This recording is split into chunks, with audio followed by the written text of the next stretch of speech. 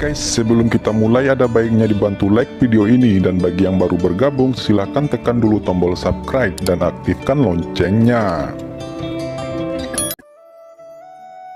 Dalam pikiran Fang Han sekarang, kekuatan supernatural dari 500.000 kuda yang berlari kencang telah mencapai batasnya. Jika dia ingin meningkatkan mana, dia harus meningkatkan ranah dan memperluas pikirannya. Jika tidak peduli seberapa banyak dia berlatih, itu tidak akan berhasil. Namun, Pan Wu Xuanjing bukanlah untuk meningkatkan kapasitas pikiran, tetapi untuk membuka pikiran kedua.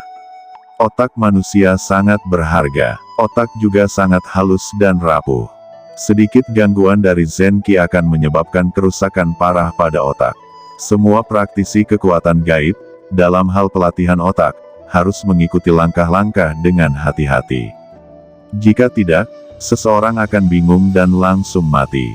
Gagasan membuka pikiran kedua di otak tidak terbayangkan di antara banyak leluhur, karena terlalu sulit untuk diuji.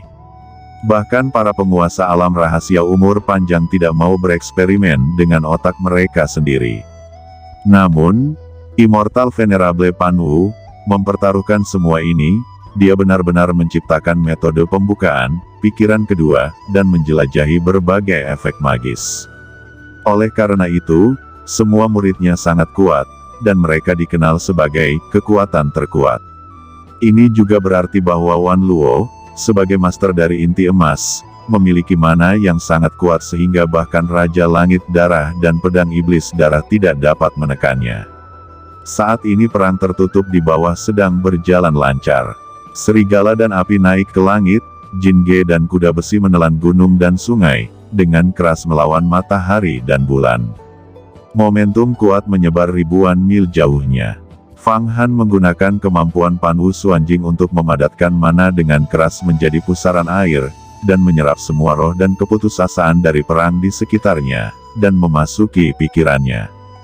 Dengan udara pembunuh yang kuat muncul di benaknya, Fang Han tiba-tiba merasa di benaknya bahwa ribuan drum meledak bersama, ribuan tentara saling bertarung, darah bercucuran di mana-mana, sepertinya pikirannya membuka medan perang baru dan melibatkan otaknya. Roh pembunuh yang ganas di medan perang tidak begitu mudah diserap.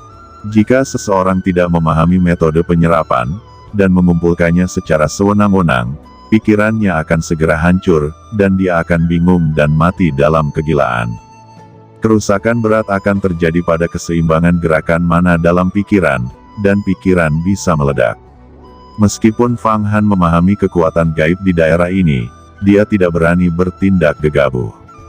Begitu aura pembunuhan yang tragis, kegembiraan, keputusasaan, dan rasa sakit dari banyak orang memasuki pikirannya, dia segera memindahkan mana, dan perlahan-lahan beroperasi sesuai dengan metode Pan Wu Xuanjing. Pada akhirnya, itu mengembun menjadi bola yang sangat kecil, yang berfluktuasi dalam pikirannya. Bola kecil ini berukuran sangat kecil, tetapi tampaknya mengandung medan perang di dalamnya, di mana wajah banyak orang berbalik, meneriakkan pembunuhan, dan suara genderang perang, semuanya samar-samar menggebuk di dalamnya. Gumam Fang Han terus berlatih, menyerap aura pembunuh ini. Bola kecil di pikirannya semakin besar, dan semakin jelas. Pada akhir malam, perang di gerbang perbatasan berhenti, dan kedua belah pihak perlahan mundur. Dan napas di langit perlahan menghilang, Fang Han merasa tidak ada nafas peperangan lagi untuk dihirup, dan dia mulai berdiri. Sayangnya, saya hampir bisa berlatih, peninggalan jiwa pertempuran. Menurut praktik Pan Wu Xuanjing, pada pertempuran besar, energi pembunuhan yang dihasilkan cukup untuk mengembun menjadi peninggalan jiwa pertempuran. 108 buah peninggalan roh pertempuran dikumpulkan bersama-sama untuk membentuk siklus langit dan bumi, dan kemudian dibakar dengan esensi mereka sendiri. Itu sudah cukup untuk membuka pikiran kedua. Tapi suasana perang hari ini tampaknya tidak cukup. Ucap Fang Han merasa bahwa fase peninggalan jiwa pertempuran dalam pikirannya belum lengkap dan akhirnya belum dilatih. Dia mau tidak mau merasa sedikit aneh. Tiba-tiba naga Yan berkata, ini tidak mengejutkan, karena selain kita, ada orang lain yang juga menyerap aura pembunuhan di medan perang ini. Kata Nagayan. Baru pada saat itulah Fang Han menyadari bahwa dia benar-benar tidak sendiri. Di sekitarnya, ada total 7 sosok bayangan. Mereka semua mengenakan jubah tengkorak, dan wajah mereka tidak jelas. Mereka membawa labu hitam di pinggang mereka. Labu itu juga diukir dengan tengkorak dan tulang, seolah-olah mereka akan terbang keluar dan menggigit. Pada 7 orang itu, jubah tengkorak di tubuh mereka ternyata adalah potongan-potongan harta karun tingkat rendah, yang menunjukkan fungsi perlindungan yang kuat. Siapa orang ini? Beraninya menyerap semangat medan perang di sini. Bertarunglah dengan tuan muda kita. Ayo bunuh dia, teriak salah satu sosok bayangan itu melihat Fang Han, dan berkata sambil menyeringai. Pada saat ini, Fang Han menggunakan Miracle Qigong untuk berubah menjadi orang lain. Kecuali orang itu adalah master di atas inti emas, tidak ada yang bisa melihat wajah aslinya. Secara alami, 7 orang ini bukan tuan inti emas, jadi tidak ada yang tahu identitasnya. Ternyata itu kalian para pencuri yang telah mencegah teknikku berhasil dipadatkan. Ucap Fang Han dengan penglihatan yang sangat akurat, dan dia bisa merasakan satu persatu basis kultivasi 7 orang ini. Mereka hanya di ranah kekuatan fisik tingkat ke-10, puncak transformasi dewa. Karakter dengan basis kultivasi yang sama dengan Putri Hong Yi, Fang Qingwei, dan Ye Nantian, tetapi dia belum melangkah ke alam misterius kekuatan gaib. Meskipun mereka bisa terbang begitu tinggi, itu ternyata murni mengandalkan kekuatan harta karun tingkat rendah di tangannya. Saat ini, Fang Han mengulurkan tangannya dan meraihnya, dia menunjukkan kekuatan magis. Ki putih susu dengan keras muncul dan mengembun menjadi tiansi putih sebesar gunung di langit. Tiansi putih ini membuka mulut, dan situasinya tiba-tiba berubah. Aliran udara dalam radius beberapa puluh mil tiba-tiba runtuh, semua memproyeksikan tiansi. 7 orang berbaju hitam itu langsung dikejutkan oleh tiansi putih itu. Arus udara kuat yang diproyeksikan dari mulut tiansi putih membuat mereka tidak dapat bergerak. Tiansi Dava Fang Han juga merupakan kekuatan supernatural yang dilatih oleh Feri Huoyun. Ini juga menggabungkan tiansi Gangqi dari 3 murid Tai Yi Yaodian, Xia Yu, dan Yu Fen. Ini sangat kuat, meskipun tidak mungkin untuk menelan dengan kekuatan 100.000 kuda sekaligus. Tetapi jika hanya kekuatan 10.000 kuda, itu dapat ditelan dengan mudah. Selama singa Tiansi membuka mulutnya, dia dapat menelan ribuan pasukan di dunia. Ketujuh orang ini belum berkultivasi ke ranah kekuatan gaib, bahkan kekuatan gaib tingkat pertama atau kedua tidak dapat menahan kekuatan menelan Tiansi ini. Mereka berkata, jika kamu berani menelanku, maka kamu mencari kematian. Tepat ketika Tiansi putih akan menelan ketujuh orang itu, suara suram tiba-tiba terdengar, dan kemudian bayangan hijau terbang keluar. Itu adalah pedang panjang hijau yang menembus udara, yang diayunkan ke Tiansi Fang Han. Fang Han terkejut ketika melihatnya, karena pedang hijau zamrud ini sangat kuat sehingga hampir setara dengan pedang ajaib langit berdarah saat belum menjadi senjata Tao miliknya, dan itu adalah harta yang luar biasa. Pedang jiwa penghancur darah. Kata Nagayan tiba-tiba berkomunikasi dengan Fang Han, dia jelas mengenali asal-usul pedang panjang hijau ini.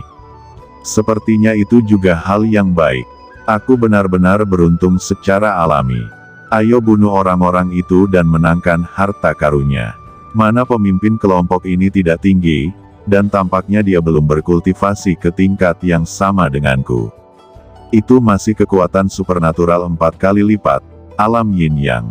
Kelihatannya memang kuat, tetapi ini adalah nasib buruk mereka ketika bertemu dengan saya hari ini.